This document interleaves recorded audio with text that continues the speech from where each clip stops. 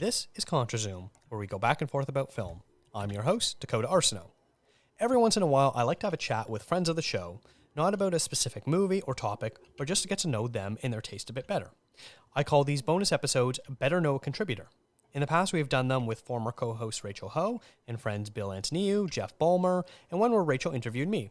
On today's edition of the special, we have Matthew Simpson, who was last heard on episode 289, Giallo, where for our annual Halloween episode, we talked about 3 Giallo films. Matthew is the co-host of the Awesome Friday podcast, where every week he and Simon Best review 2 new movies. Matthew is also one of the co-founders, along with me and Thomas Stoneham Judge, of the Cascadia Film and Television Critics Association, which is gearing up for our end-of-year best-of coverage. Welcome back to the show, Matthew. How are you doing? I am well. Thank you for having me. It is a pleasure as always. Of course. And this is going to be interesting. I call this my ContraZoom 10 questions. I've got 10 questions here that I ask everyone, the exact same questions. And I actually remember, I think it was about a year ago or so, you had bugged me and said, when am I going to be a guest on this? And I have not done one of these in over a year, so I am sorry it took so long to get to you. That's okay. I just feel like I'm on the show a lot, and I wanted to, be on the show again because I enjoy being on the show. I've now said show too many times, so let's just mark that. But I'm around, and I like being on your show. So here we are. Yeah, I think it's been like a whole month since you've last been on, which has been far too long. Yeah. I mean, I was only on this year like 3 or 4 times, I think. So, yeah, I think it's going to be a good time for us to sort of reflect on how we became friends and how this has grown in the last few years. So I think this is going to be a very interesting conversation for us to have. Yeah. Just checking my notes, and in 2024, I believe this is my 5th appearance this year. That's crazy. I used to keep track of how many guest appearances people would do, and then that document became just too cumbersome to keep up to date with. But I would have to imagine you are probably in the top 2, maybe top 3 most appearances of someone that's not a permanent co-host. So, like, not counting the Rachels of the world.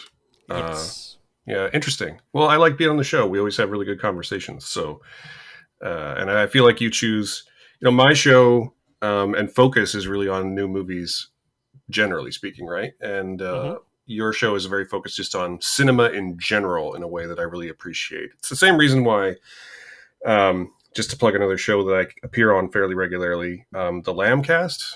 But the Lambcast does an episode every month where it's like the movie of the month, and members of the community like vote on a film they want to talk about. And it's always something old and interesting. And I love being on that show just because it's something old and interesting that we probably all like, not just the latest and greatest thing for clicks. And I very much appreciate that about both that show and yours. Well, thank you. It makes me trying to market my show and I think maybe find new listeners a little tricky at times, because there's people like you who, devour the entire breadth of cinema. You like old stuff, you like new stuff, you like English language stuff, you like non-English language stuff. And so that kind of fits with what I do, where I don't know if maybe I have undiagnosed ADD or something, but I love jumping around and exploring different themes and fields. But I imagine for the casual moviegoer, I wonder if it's a little hard to get into my show because of that, where someone like you, it almost is geared to you and your tastes. Yeah, I mean, I'm definitely your audience. Just like, you're not wrong there. Yes. And I think I don't want to say anything bad or anything, but like, I think you have touched on something that like maybe it is. But I think that your show would also be great for anyone who is maybe just getting into being the kind of film nerds that we are. Someone who is maybe a younger person, or maybe someone who just didn't used to watch a lot of films, who then in the last little while, in whatever their lifespan is, has maybe started to explore more esoteric, more wide-ranging choices. I think that your show is probably a really good entry point for that person to the wider world of cinema. Oh, well, I appreciate that. Yeah, because I think that you do a very good job of covering contemporary stuff, but then also touching on classics via things like anniversaries. Like, I think, we did a show, I think it was actually technically in November, December last year, um, the James Bond draft. I think we did Yes. one about Doctor No last year as well in the spring or summer, and like Yeah, it was the 60th anniversary of Doctor No, and then I spent the whole year watching James Bond movies. So to finish that off, we did the James Bond draft. right. And I think that those kind of things are important. And I think someone who's trying to experience or wants to dig into the wider world of film, I think that those two would be a great entry point, right? Because let's be honest, most people, especially younger people, have probably only seen Daniel Craig's Bond. So getting to listen to conversations about prior Bonds might get them to look into prior Bonds, and then those movies might lead them to the other films of those actors. Like I think it's a good jumping off point in that way for probably a lot of people. To be perfectly clear, I have no idea how to market that, but I do think it's valuable. I agree. If only I was more famous, it would probably be a little bit easier to market based on my personality alone. maybe. I mean, part of the problem, I don't want to speak too far out of turn here just in case I piss anyone off, but like part of the problem is that like it used to be that like you and I were the bread and butter of podcasts, but now also like every celebrity has a podcast as well. So like where we automatically have a disadvantage, which is Hmm. a bit of a thing. So Yeah. I think that what you're doing is good and what you're doing is important, and it is set apart from many of the other film podcasts that I listen to in a good way. So do with that information what you will. Do with that opinion what you will. I appreciate that. Well, before this becomes too much about me, let's continue by first asking you the number one question. How many episodes of Contra Zoom have you been on? So not counting the one we're on right now, I believe the answer to that question is 13. That is a Uh, lot of episodes. yeah, I think it's 13. My first one was in September 2021, so 13 over 3 years, almost exactly. So I kind of want to talk about that because I think that's the basis of how we first met and became friends. Was the very first episode you were on. I was previewing the Vancouver International Film Festival, and I had just moved out to Vancouver from Toronto that spring. And so it had been a few months, and I was still sort of trying to find my footing of the film scene. And I had previously been rejected from TIFF a couple times, and I was like, well, figure let's try VIF. Maybe I can get into there. And once I did, I sort of was looking around to find other Vancouver critics, podcasters, things like that. And in the 3 years since, I've realized that's quite difficult. We are a very small community out here, Mm-hmm. a bit of an island. But I found you, and very quickly, you and I kind of hit it off. And I believe, other than, messaging back and forth, that was the first time we had actually spoken. And then we later met during the festival. But I was wondering if you have any sort of recollection of sort of how we became acquainted. No, honestly, I don't remember how we first um, came in contact with one another. I remember being on your show before I met you in person. Mm-hmm. And I remember that like it was a great conversation, had a great time, and I was like, yeah, this guy is pretty cool. And then we met up for a show or two, or maybe more, I'm not really sure, at that year's film festival and hung out a bit. And we've sort of been hanging out ever since. But I actually don't remember how we got in contact. Was it like social media or something? Like where we I'm pretty sure it was. I'm pretty sure you reached out to me. Like I'm pretty sure you talked to me or replied to me or something first. Because you were actively seeking those connections, and I, for the record, was not. And that's not to say that I'm not doing that. It's just that, like, for a guy who's chronically online, I'm actually not that social. So it's I don't reach out to people a lot. But so I think you definitely reached out to me, and I'm glad that you did. But I don't remember the circumstances of it. It was probably some like lukewarm take on Twitter that you either agreed or disagreed with. Uh, you know, and then we just hit it off because we were on the same side or something. I don't know, something like that probably. Yeah, I must have been searching specifically for, VIF coverage or VIF hashtags or something like that because I know I found you specifically because you are Vancouver based, and that's what was like, okay, I need to connect with this person because they're in Vancouver and they can maybe help me meet other people, which you very quickly introduced me to a whole world of people, which has since grown to become the Cascadia Critics group that we have since formed. It's interesting too because I think you're right. I think you did. It was definitely centered around Viv, Hmm. and that's actually basically the same story of me and our other co-founder Thomas. Like we were both covering Viv. He was actively looking for connections because he was in from out of town. We saw, I think it was the Two Popes together in a cinema, and we've just been friends ever since. So it's Nice. same kind of story, uh, and it's a good story. So I'm glad it repeated.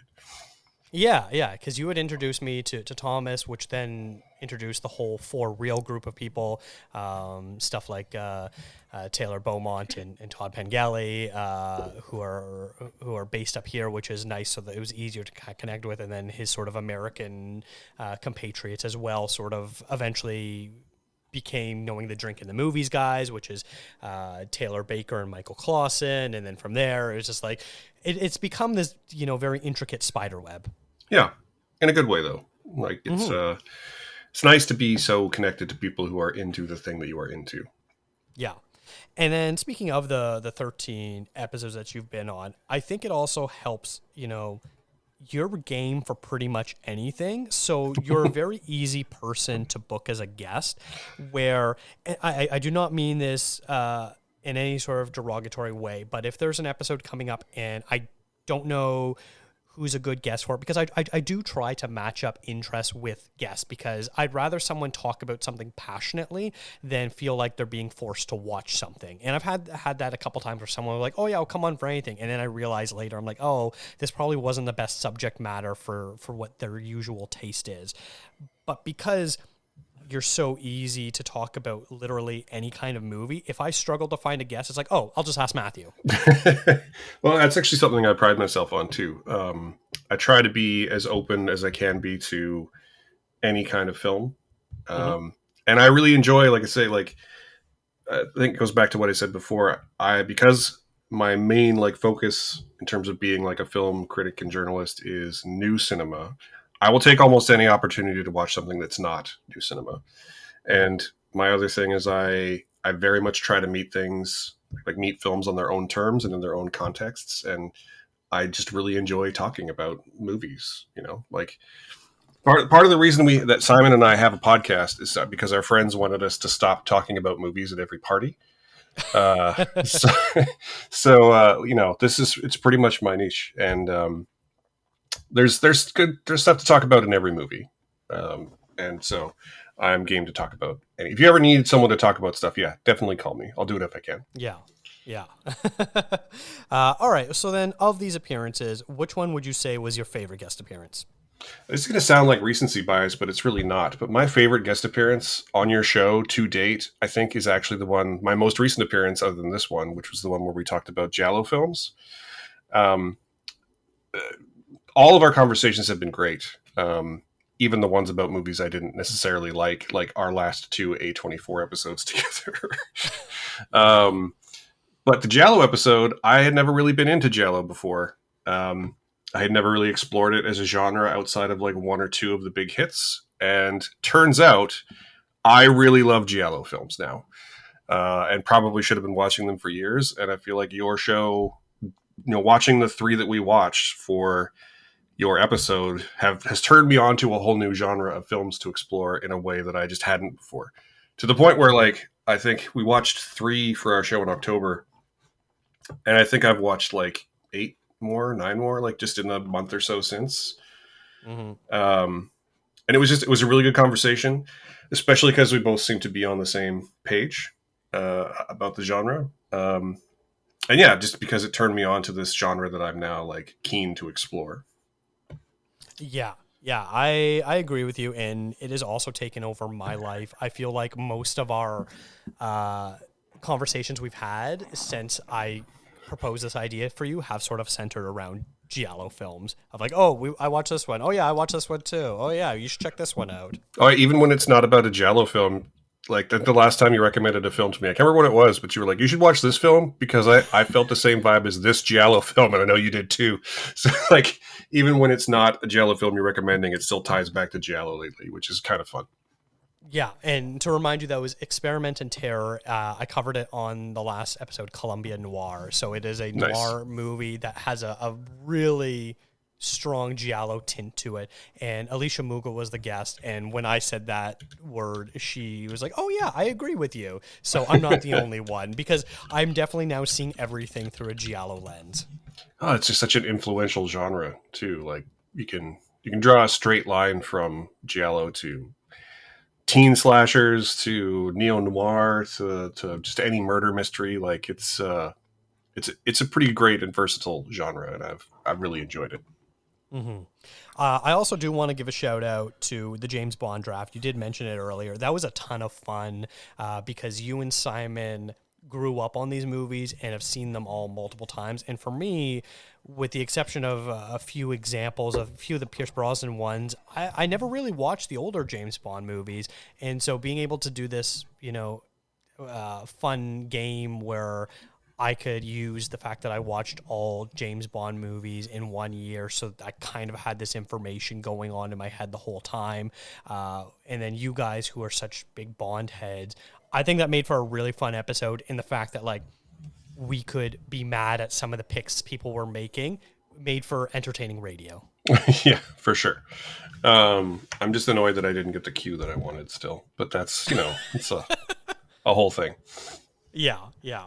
And then the other thing is, I really appreciate that you, like me, love shining a spotlight on Canadian cinema. And so, a couple times over the years, whether it's film festivals, we try to touch on Canadian films. We also did an episode based on CBC's 50 Greatest Films Directed by Canadians, which was a ton of fun.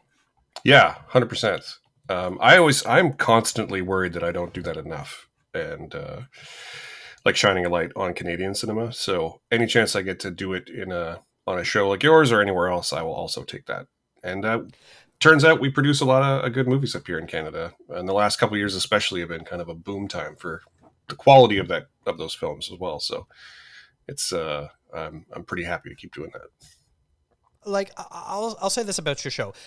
I think you guys do a great job at highlighting contemporary Canadian cinema, because of the fact you cover two new releases every week. That sort of affords you the ability of, oh well, if we're going too niche or too really hard to find movies, will this episode be as widely interesting to a wider audience? Things like that. The fact that you can do a big blockbuster and then pair it with a smaller Canadian film, I think works really well, because you still have that hook of like, well, I wanted to hear your thoughts about, the latest tentpole blockbuster film, but you're also talking about a niche Canadian film, which might be something that turns me on to it, or whatever it is. Because usually when you end up talking about a Canadian film on your show, you inevitably end up rediscussing some of your other favorite recent Canadian films too. Usually it's Simon, where it's like, oh yeah, and this reminds me of this movie, how much I loved it, and that one. Why don't more people talk about these movies? Why aren't they being seen? So I sort of appreciate that of your show.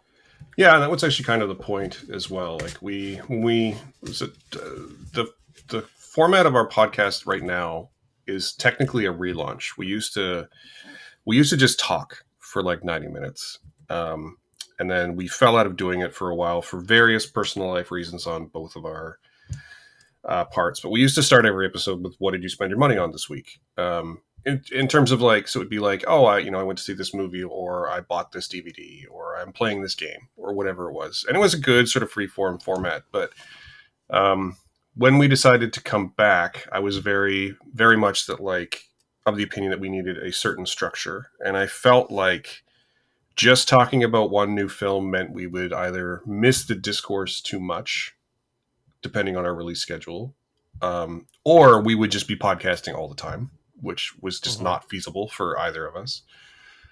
But trying to cover more than two was also kind of daunting, like kind of two seemed like the most manageable number. And then it does allow for exactly what you're talking about. Like it lets us put things like, um, His Three Daughters was a great movie and a big release by Netflix, and we were able to pair Seeds with it, which is if you're not in Canada, you probably never heard of that movie. So I hope somebody has now. Same with we covered It's What's Inside alongside Anidia. And I think that, yeah, what you're talking about, that balance is sort of what lets us thrive, and also just keeps it interesting, because sometimes it's boring covering well, not boring, but like sometimes it's not as interesting to just cover the big new blockbuster thing every week, right? So letting us talk about something big and something small at the same time, I think is both, it's valuable for our listeners and it's also just valuable for our own mental health. Yeah, and I think I never listened to your show before you did your relaunch, so I can't talk about it. But I think you've nailed a pretty great formula in a way that you still have, room for you guys. You start off you doing your banter where you talk from anywhere from 10 to 20 minutes, usually about what new game you're playing, what TV show you're watching, things like that isn't directly related to the two movies at hand, what older movie you finally caught up with, things like that. And then going into the segment of we're going to spend 15 to 20 minutes on one movie, 15 to 20 minutes on another movie. There we go. We've got an hour show, give or take. Sometimes you're a little bit longer, sometimes a little bit less. Usually longer, I would say, kind of like me. Yeah. We're very similar in the like, our show is going to be an hour and a half later. Okay, we really should wrap this up soon. Yeah, we definitely get there. I think it's honestly more interesting that way. It just means we had more to say and more thoughts and feelings about the films that we're talking about. I'm always personally a little disappointed when it runs short because it just means that we were like, most of the time, it just means, yeah, this movie was fine. And that's not interesting, for us or for anyone listening. So I much prefer when it runs I'd rather it run a little long than a little short. Yeah, it's your 2-star reviews that are definitely the shortest, because when they're 1 star, it's usually one of you having some real gripes and you gotta go on some pretty good rants. But it's that 2-star middle ground of like, it wasn't offensive, but it just wasn't good. Yeah, 2 and 3 star movies I maintain, middle of the road movies I maintain are the hardest ones to talk about, to write reviews about, to discuss in any depth because you just don't have strong feelings about them. Yeah. And a movie that really rubs you the wrong way, like a movie you actively think is bad, gives you a lot more to talk about than something you think is just sort of fine. So, yeah. Yeah. Let's move on though. So here's a very interesting question that like I have a few ideas of what you might say, but I'm not actually sure what it is. And I'm sure once you reveal it, I'm not going to be surprised. But what is your favorite movie of all time? My favorite movie of all time, which I have seen an uncountable number of times since I was a child, is the 1980 spoof comedy classic Airplane.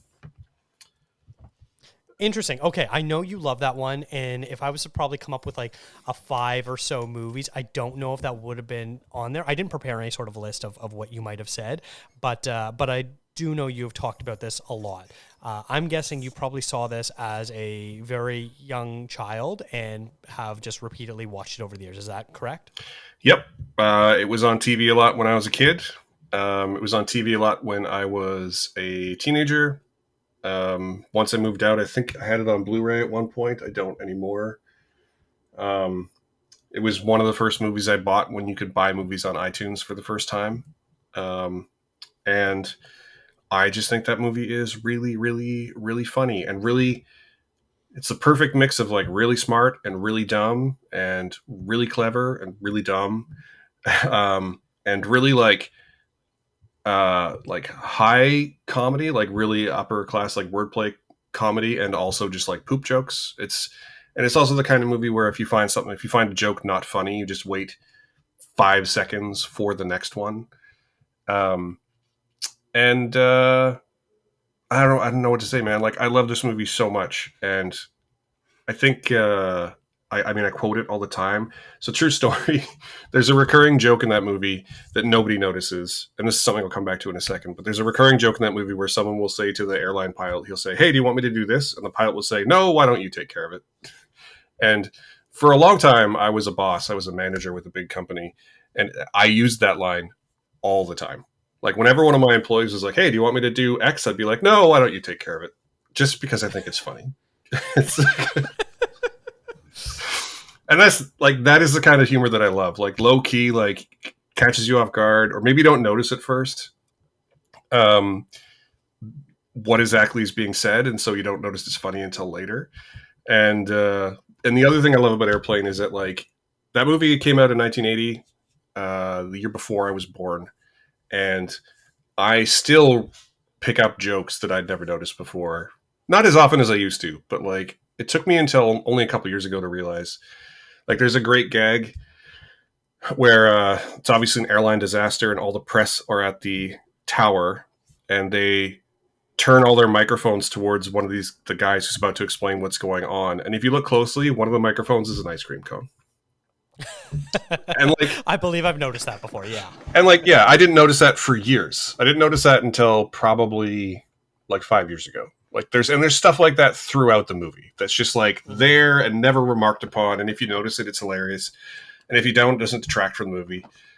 And I just think that's really really smart. And I think it's really really funny. And I think it's the perfect example of its form as well. And it's just endlessly rewatchable. Is it problematic by today's standards? Yes, a little bit. But it's okay to like problematic things as long as you acknowledge that and move through it. Yeah. I wonder if it's basically impossible, but basically, I wonder if anyone has ever gone through and tried to count the amount of jokes in this movie, because obviously humor is subjective. So some things some people might find are funny, other people won't, and so on. But I feel like Airplane might, like, if it was possible to hold a record for such a thing of the most jokes per movie, because it comes at such a rapid fire where with the exception of maybe something like Blazing Saddles, I can't think of another movie that just spends so much time machine gun firing jokes at such a pace that is that even possible to do, to count the amount of jokes in this movie? I mean, yeah, it would just be a really high number. And I think like there's definitely films that do that, like Zucker, Abrams, and Zucker made other films, if nothing else. Like Top Secret is also great, and Police Squad, the TV show, is also great, and the Naked Gun movies are also great. Um, and they all do exactly the same thing. And there's like Scary Movie and Not Another Teen Movie. Like there's lots of examples of films in that genre. But I think that Airplane to this day hits the balance of jokes the best.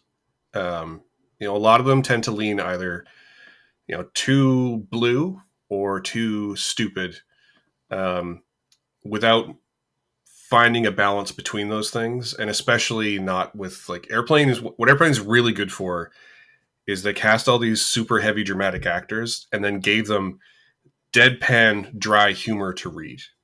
Like there's Mm-hmm. very few things in this world that are quite as funny as Peter Graves and Leslie Nielsen saying, "How soon can you land?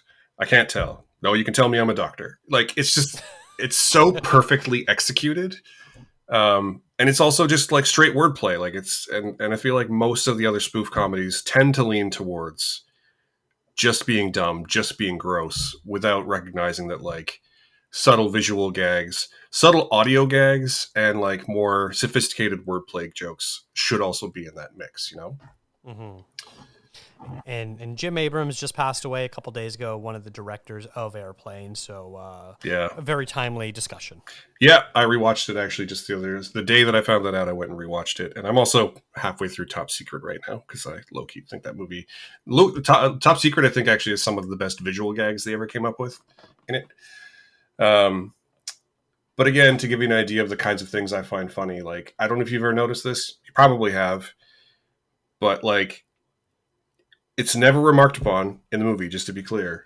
But the whole time that jet plane is flying, you can hear turboprop noises. And I think that's hilarious, just for the record. I have never noticed that, which is a very distinct, different sound. Yeah, yeah. You can, like, it's a jet plane. It's very clearly a jet plane. But yeah, there's propeller noises the whole movie. I think Wow. it's amazing. It's such an amazing, stupid, like, why would you do that? And it's because someone like me will eventually notice it and then talk about it endlessly. Yeah, yeah. Yeah. All right. Well, let's move on from a movie that you've seen a million times. What's a movie you're embarrassed to say that you've never seen? I try not to be embarrassed about this anymore. Um, Try to view every like not movie I haven't seen as an opportunity to see a new movie. But the one that I think people, especially film bros, like I think a lot of like say film Twitter or Threads or Blue Sky, whichever one you're on these days, would probably be a little bit like upset about or do a spit take over is the fact that I've never actually seen Raging Bull. Oh, interesting. Yeah.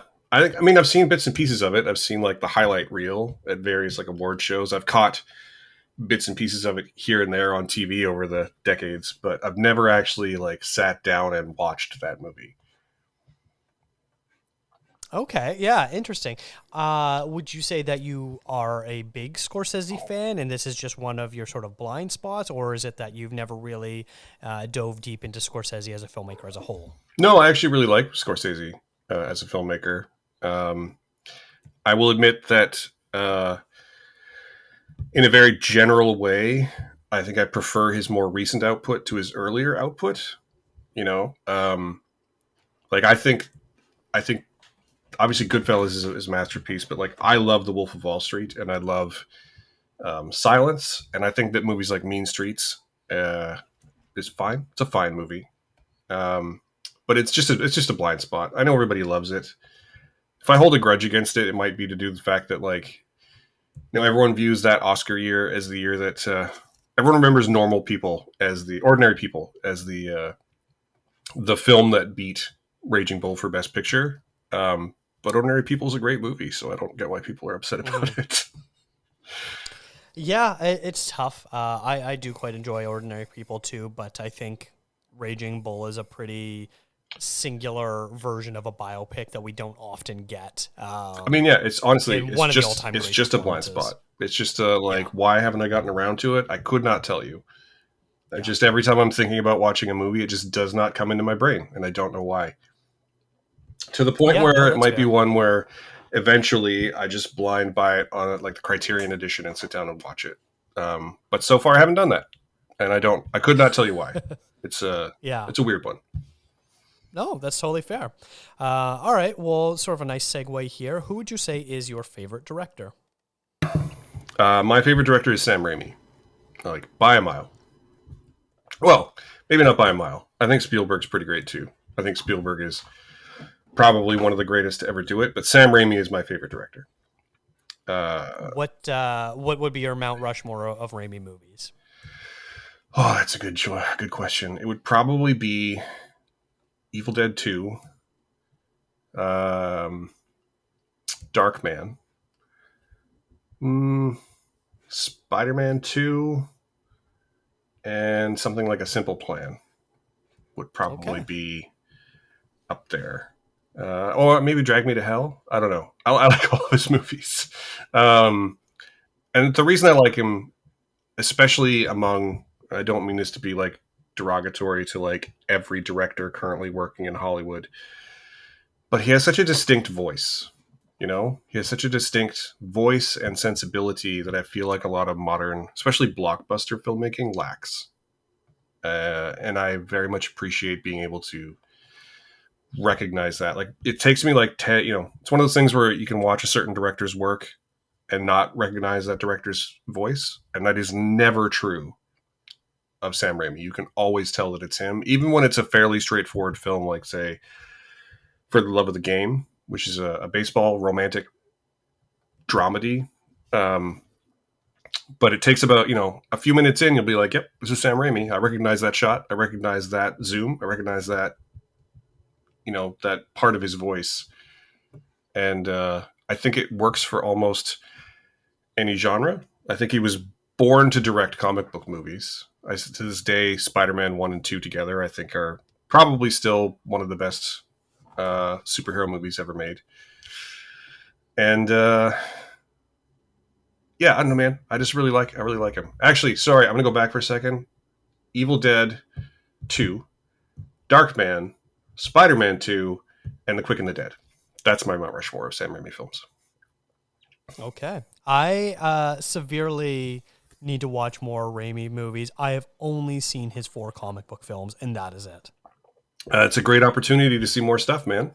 Like, Yeah. he's directed some great films. Darkman, very famously, he created because he couldn't get the rights to The Shadow. So it's like The Shadow crossed with his like Evil Dead horror sensibilities, and it's great. All of his films are kind of like, I don't know quite how to describe. I don't want to like spoil it for you, but like if you recognize how he shoots films, the Spider-Man films in particular, like a lot of those like fast like zooms and moves and quick edits that lend themselves so well to the comic book format also lend themselves really well to like horror and horror comedy. And no one, no one else I think ever balances the hilarious and the horrifying as well as he does. Yeah. And finding like the innate hilarity in horror and horror in hilarity. No one else gets that right. People get it right, but no one gets it as right as he does. Yeah, well, horror and comedy are two genres that people often don't think are very similar, but they both use the element of surprise as their sort of hook to get you invested in what the story they're trying to tell. So it makes sense why horror comedies are some of the some of the best movies. Yeah, and like Jordan Peele recently said, the difference between horror and comedy is the music. Yeah, It's yeah. and that's very true, especially in Raimi pictures. Like, I would say if you wanted to dive in, my personal recommendation would be to just watch the Evil Dead trilogy. Hmm. You'll get the full breadth of his sensibilities by watching those three. Because the first one is horrifying and super low budget, and you can see where like a lot of his subsequent filmmaking choices come from by watching it. The Hmm. second one is all of that again, but with a ton more money. And then the third one leans a lot more into being funny. Yeah. And you can like not that the other two aren't funny, but like the third one is a comedy first, horror second, and the first two are horror first, comedy second. And Okay. I think those would be a great place to start. They're also just the beginning of his filmography, effectively. So might as well start at the start. Yeah, no, that's fair, and ones I've been meaning to do for a while. So maybe this will be the opportunity for me to finally dig into them. Well, if you need it, I do have the steelbook, the special edition steelbook of Army of Darkness. I'm currently searching for a good edition of the first two to acquire. I might have to take you up on that offer. Yeah. All right. Well, next question is early on in the show's history, a big part was going through and watching all of the Best Picture winners. And every year I cover the Oscars. So I want to know, what is your favorite Best Picture winner? Such a great question. Just for clarification, do you mean which do I think is the best win, or which is the my favorite film that won? Because I think those are two different things. I allow interpretation to be up to the person being asked. So you can answer this question however you like. If you want to give two answers, you can. Okay, I'm going to give two answers then. I think that my favorite of the Best Picture winners is probably still Casablanca, which I think is a perfect, way ahead of its time film. You're making Rachel very happy right now. Yeah, it's a great movie. It's also one that I love to watch with people who have never seen it before, who don't really know what it is, and then when they sort of realize as you're going like what it is and its political stance. It's a very political film. Um, it's sort of great to see people's eyes widen when you watch it. Hmm. In terms of what I think is maybe my favorite winner, it's probably actually Parasite recently, um, which I think was a big watershed moment for foreign cinema at the Oscars in particular.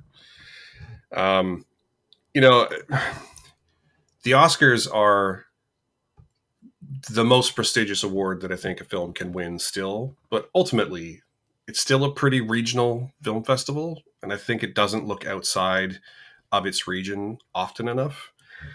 And I feel like Parasite winning Best Picture, along with international feature and director and screenplay, if memory serves, was a big moment for maybe they can break out of that a little bit, and maybe they can look at Hmm. things that aren't just in that one sort of small.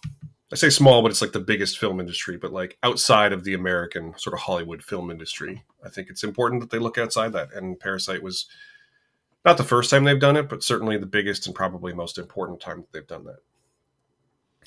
Yeah, and like, who was it? I think it was Guillermo del Toro or something like that. What, maybe it was Bong Joon Ho that was like, "Oh yeah, we don't care about the Oscars back in Korea. Like, Yeah. this is a regional thing to you guys. I know you think it's all about the whole world, but it isn't." And I think since Parasite, especially since they've expanded to 10 nominees for Best Picture, it took them a couple years to kind of find their footing.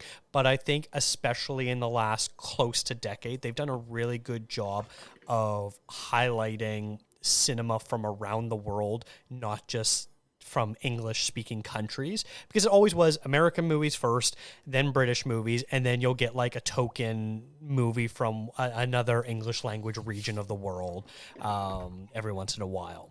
Yeah, And I think they've really done a good job of including more international films within, the best picture lineup or best director or acting performance or things like that, where you'll see these movies pop up in different categories, and it's exciting. yeah, 100% agree. If the Oscars want to be actually the biggest and most prestigious award, which they never will be because of their own limitations, but they'll be the biggest one in America. But if they wanted to be a worldwide body, then they need to look at the film of the world in a way that they just don't. And one day maybe there'll be that award show, but they are not it right now. Um, so anything that'll sort of pull them in towards that is a big win in my book. Yeah, for sure. So yeah, that's very interesting. What would you say is your least favorite Best Picture winner? I don't know, man. It's probably, I know you don't like talking about movies you dislike. yeah. I mean, I think that Green Book is a bad movie, and not only bad, but like badly intentioned movie. You know what I mean? Like, I Hmm. don't think it doesn't surprise me that it won, which is disappointing. But I think that it centers a white man in a black person's story in the last 10 years. Like, we're supposed to have moved past that. And the Oscars, I think, are a body that should lead by example. And in that case, did not. Um, I think that both The Artist and Birdman are pretentious crap. I don't like either of them. Like, it's I so yeah. There's they make bad choices every year. The thing I try to tell myself, which is true, by the way, for the record, is that the Oscars are not a reflection of overall quality. They are a reflection of the tastes of the Academy, and that is it. Hmm. So, like, I'm glad that the Academy loves Birdman. I love that for them. I don't. I think it's a terrible choice. You know, the Yeah. artist. The artist seems like a film that was made specifically to win Best Picture. And like I don't. It's not even poorly acted. I actually think that Jean Dujardin winning Best Actor for that is not a bad choice. But I don't think the movie was the best picture of the year. I think it was a movie that was targeted at the Academy. It's what it feels like. So yeah, Yeah, that one's interesting because like Michel Hazanavicius has basically, his whole career has been in France. Had some minor international hits with his OSS 117 films, made The Artist, and then went back to France. Like he's never like he just sort of came out of nowhere. yeah. I'm still baffled by how he got involved with The Artist or why him, all this sort of stuff. I mean, the thing is that the Oscars love films about Hollywood, and they love films that are about acting. To the point where when Babylon wasn't nominated, I was legitimately shocked by that. Even if that movie showed the sort of like seedy, greasy underbelly of what the industry can be.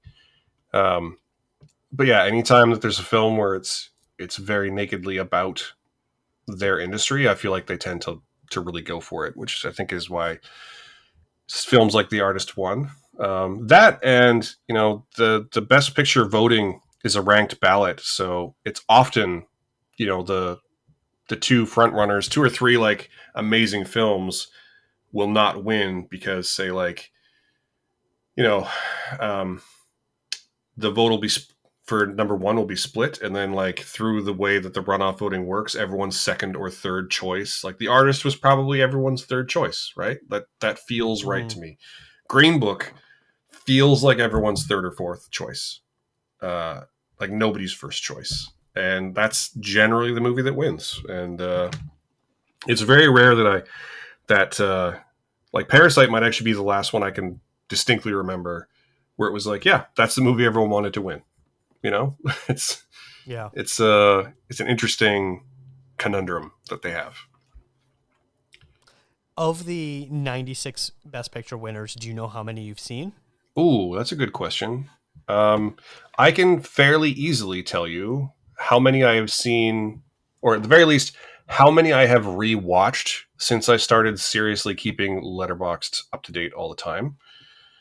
According to this, it's definitely a higher number than this, but I have at least watched since 2016, which is I started keeping Letterboxd in a very serious manner on January 1st, 2016. And since that time, I've seen 36 of the 96. That is not the whole number, though, because, for example, I have not rewatched Birdman since that time. I have not rewatched the Artist. I have not rewatched The King's Speech or The Hurt Locker, Slumdog Millionaire. Like, there's lots of films that I saw before 2016 that are not represented in this list. That are in my rewatching list, because I didn't go back. When I started doing Letterboxd, I made a choice to only just log things as I watch them, not to like go and try to like backfill. Mhm. So like, I'm sure the number is at least twice this. It's probably close to most of them anyway. Because let's see, 1, 2, 3, 4, 5, 6, 7, 8. Yeah, I mean, this is divided into rows of 5 films, and I'm up to like 10 rows of that I've seen all of them. So, yeah, it's probably at least 2/3 of them. Yeah, I wouldn't be surprised if it was not a majority of them, because I know you do watch a lot of films and have seen a lot of films, so that doesn't surprise me. Yeah, like I've never Um, seen Grand Hotel, but I also don't know if I know anyone who has seen Grand Hotel. So, it's just because it's it's fine. old and not that available. It's fine. Yeah, and like I've definitely seen Rebecca and Gone with the Wind, but that's not, I haven't logged those in the past 8 years or whatever. Hmm. All right. Well, moving on to our next question. What was the last movie you walked out of or turned off? So I don't do that. I know you don't. I if I begin watching a film, I will do everything I can to finish watching that film, even if I'm despising it. Sometimes, very rarely, I will stop and come back later. um, but I will always finish a movie. I cannot remember the last time that I didn't finish watching a movie. And I've sat through some stinkers. I saw the Avatar: The Last Airbender movie in a cinema, and that broke my heart. But I sat through the whole damn thing. Um, I watched Atlas this year. That's a terrible movie. Watched the whole damn thing. It's I guess I'm just maybe it's a blessing that I don't like have kids, because I don't really have any. Uh, I don't have a thing that I could be like necessarily be like, oh, I could be spending my time doing something else, because I will just finish movies. I don't know why. I should walk away. Like, life is precious. I should go do something else. I should read a book. But like, I saw Borderlands in a cinema this year. That is a fucking terrible movie. Oof. I watched Ghosted on Apple TV Plus. That is a terrible movie. I sat through the entirety of the Disney Plus Tom Hanks, Robert Zemeckis Pinocchio. So bad. Only made worse by the fact that Guillermo del Toro released an amazing version around the same time. So yeah, I will sit through so much crap, and I do my best to not turn them off.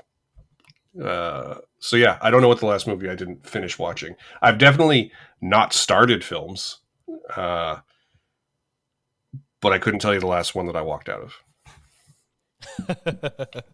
All right, fair enough. What would you say is an underrated movie more people need to see? And underrated could mean anything you wish it to mean.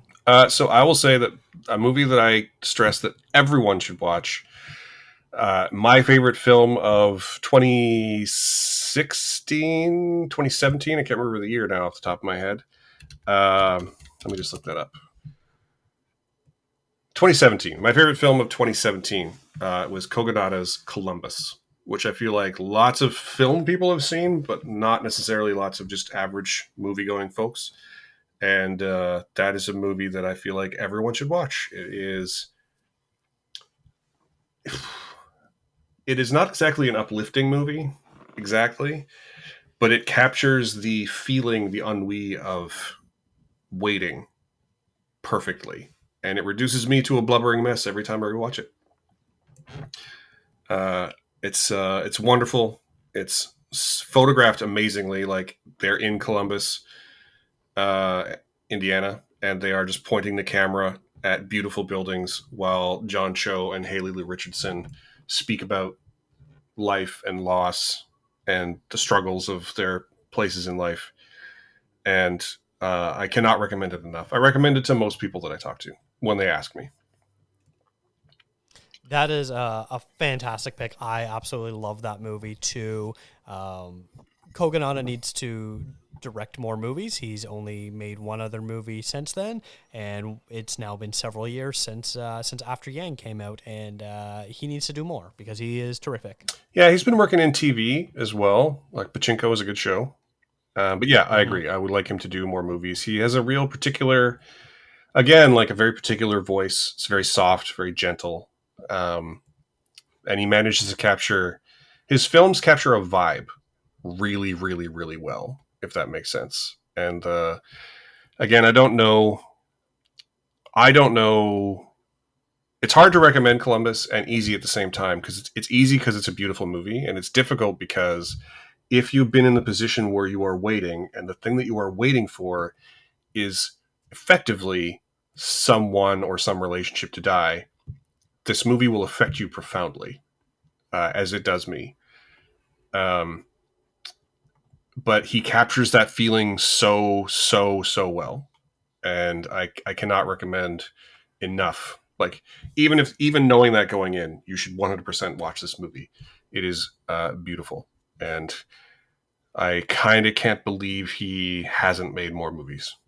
it's it's yeah, it's easily like if we're gonna make a list of my favorite movies of this century so far, it would be on or near at the top or near the top, almost certainly.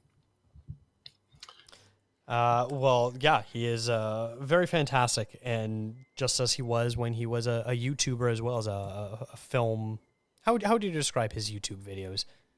I mean, he's an essayist, basically, Essays, right? yeah, film Like essays. he made like lots of visual essays. He made a really great one actually, really great visual essay just on like wind and rain and Kurosawa films, if I remember correctly, or something like Hmm. that. It's been a while since I've seen it, but he has a real touch for editing, a real knack for extracting a scene and pairing it against another one. It's a real gift. He has a real eye, and again, his voice is just so calm and melancholy and gentle in a way that I feel like we could all use more of. Yeah, I absolutely agree. And then for the last question, I know you thought long and hard about this, but what is an unnecessary hot take you have about a movie? It could also be a filmmaker, a style of movie making, whatever you want to interpret this question. So I'm just going to repeat what I didn't think was a hot take that I made on social media a couple of weeks ago that garnered so much attention from so many people, and as to this day, I don't really get why. But this hot take is effectively that the people who make Batman films should remember that Batman is for kids.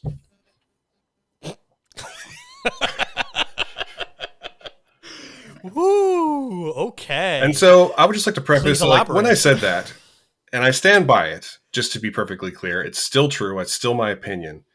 But most people read it as only. But what I mean is also, right? Like, I think, like, The Dark Knight existing is good. And the Snyderverse movies, like Batman v Superman, like, yeah, those movies have their fans, and there's a reason why. But I don't need every version of Batman to just be the Dark Knight again, right? I don't. I want more Batman than just Frank Miller's Batman. You know, I want them to be. I want more Adam West Batmans. I want more Batman the Animated Series Batmans. What I said at the time was that I said this. It came up again because like a week or two later, someone on social media asked a question about the Batman, and I said this movie's good, but I'm tired of grim, dark Batman. And that also set off like a bunch of people who are like, that's just his character. And my point is that like Batman is inherently dark, but Batman does not have to be inherently grim.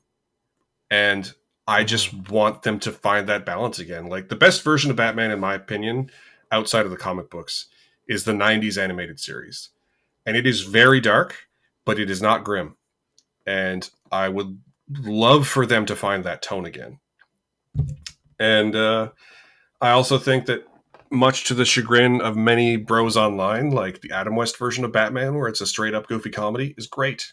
Like that's a perfectly legit way to do it. You know, the Lego Batman movie is a great Batman movie.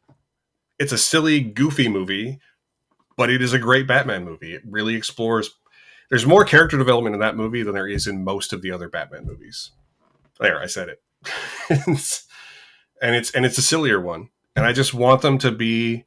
I want the Batman movies to be have more variety, you know. And I'm tired of that sort of like the only version of adult and serious is grim and dark and brooding.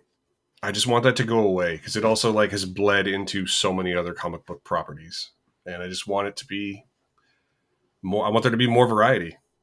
So yeah, that's my hot take. That Batman should also is for kids as well as for adults.